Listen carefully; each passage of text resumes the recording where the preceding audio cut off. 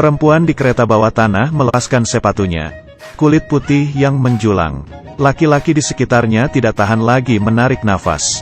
Perempuan menyadari tatapan para laki-laki. 죽냐? 제법 착하네. Para laki-laki langsung memberinya jempol. Setelah itu kelakuan perempuan itu semakin besar. Melipatkan kakinya yang kurus. Posturnya sangat menawan. Di saat bola mata laki-laki itu seperti sudah mau keluar. Kakinya mengeluarkan amarahnya. Keluar dari kereta, perempuan itu berjalan dengan santai. Ternyata dia sebenarnya bukan perempuan. Di dalam tubuhnya sebenarnya adalah seorang gangster. Si gangster mati karena kecelakaan. Saat tiba di surga, dia tidak ingin mati dengan begitu saja. Dan mereka menandatangani sebuah kontrak.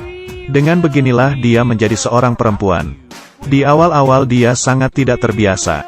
Dada yang begitu lunak, tidak bisa membuang air kecil dengan berdiri. Dan kelihatan seperti wanita jalang. Dan melihat lemarinya. Selain sepatu hak tinggi ya hanya ada sepatu hak tinggi. Apakah benda ini bisa dipakai oleh manusia? Sang gangster tidak bisa berjalan dengan stabil. Tidak hati-hati lalu menabrak seseorang dan jatuh di pelukannya. Lalu menanyainya. Si gangster pun tidak senang. Dia yang terkejut pun langsung meminta maaf kepadanya. Di malam hari, kedua orang itu bertemu lagi. Dan mereka merasa sepertinya saling mengenal. Setelah memastikan ternyata memang orang yang benar. Dia pun langsung memeluk si gangster. Kedua orang semakin dekat. Si gangster itu tidak bisa menghindar.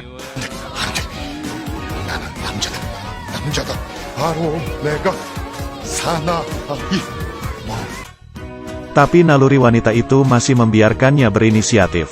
Setelah berciuman, kedua orang ini akhirnya saling mengenal. Ternyata kedua orang ini adalah kakak adik yang bersama-sama ke surga. Karena tidak ingin mati, mereka pun bersama-sama bereinkarnasi. Tetapi yang membuat si gangster itu cemburu adalah, dia reinkarnasi menjadi seorang yang begitu tampan. Sedangkan dirinya sendiri menjadi seorang wanita yang begitu lunak. Si gangster pun melihat badan temannya yang sangat bagus, tidak tahan dan menjilatnya. Sejak itu semuanya menjadi di luar kendali.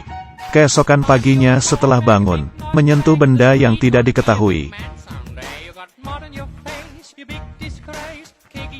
Di saat saudaramu berubah menjadi seorang perempuan, kamu akan bagaimana?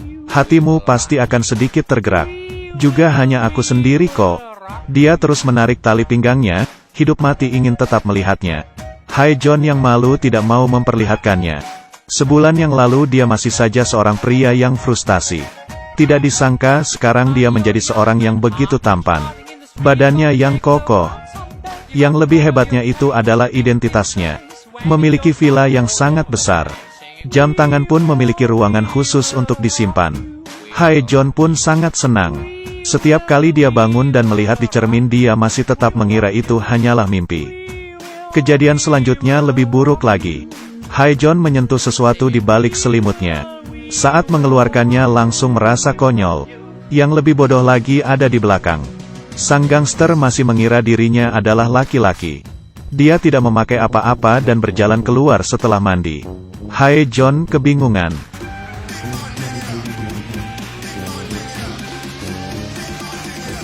Demi kepentingan nyawanya, Hae-Jon memutuskan untuk membelikan kakaknya pakaian. Sang kakak matanya langsung tertuju ke sepasang sepatu yang begitu keren, dan menghela nafas. Hae-Jon pun langsung menggendongnya pergi. Lalu datang ke toko baju khusus perempuan. Setelah beberapa menit, sang kakak menjadi seorang yang begitu menawan. Heels dan terusan ketat hitam. Hae-Jon pun senang. Sang kakak protes. Boleh gak tidak perlu memakai stocking? Barang ini nyangkut di tengah-tengah bokong sangat tidak nyaman. Hae-Jon yang mendengar itu langsung membayar dan membawanya pergi. Siap sangka harganya ternyata 9 juta won. Dia pun tidak rela dan mengeluarkan kartunya. Tidak disangka ternyata itu adalah kartu VIP yang tidak ada batasannya. Dia hampir saja lupa kalau dia itu orang kaya generasi kedua. Setelah bayar, dia melihat sang kakak yang jalannya terpincang-pincang. Hae-Jon pun mengajarnya cara berjalan. 가슴 이렇게 쫙 펴고 엉덩이 좀 빼고 이렇게, 응? 이렇게. 이게 가장 아름다운 자세. Ujung-ujungnya masih tetap saja gagal. Tiba-tiba sang kakak teringat dengan sebuah kamera. Dia memohon Haejeon untuk membelinya.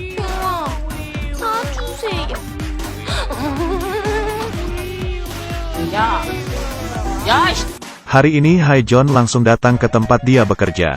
Berpikir untuk balas dendam, tetapi malah bertemu dengan putri yang diintimidasi. Gangster ini reinkarnasi menjadi seorang perempuan. Tetapi masih tetap ada harga diri yang tidak bisa dilepas. Hari ini dia pergi untuk menaklukkan para adik-adik. Tetapi karena parasnya yang begitu cantik dan manis, sehingga para adik itu mengira dia adalah wanita jalang. Sang kakak pun marah. Tidak menunjukkan wujud asli tidak berarti aku mudah diintimidasi. Hanya dengan beberapa gerakan, semuanya pun terjatuh. Tetapi hal yang sebenarnya terjadi adalah sang kakak digendong oleh si adik keluar. Berubah menjadi wanita, tenaganya pun juga menjadi lemah. Sang kakak sangat tidak berdaya.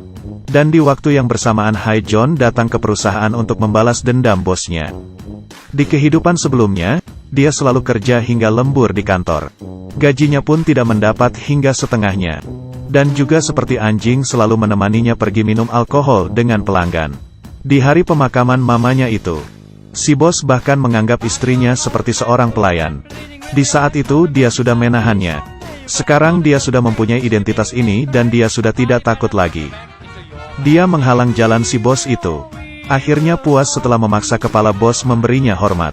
Lebih kebetulannya lagi adalah, perusahaan tempat bos itu bekerja ternyata adalah bisnis dari ayah Haejeon. Di keesokannya, langsung menjadi bosnya si atasannya dulu itu. Dia mengintimidasi atasannya itu. Atasannya membawakan kopi, dan dia tidak ingin minum yang sudah dingin. Melihat atasannya yang ingin marah tapi menahannya, dia sangat puas. Dia juga ingin terus-terusan membalasnya.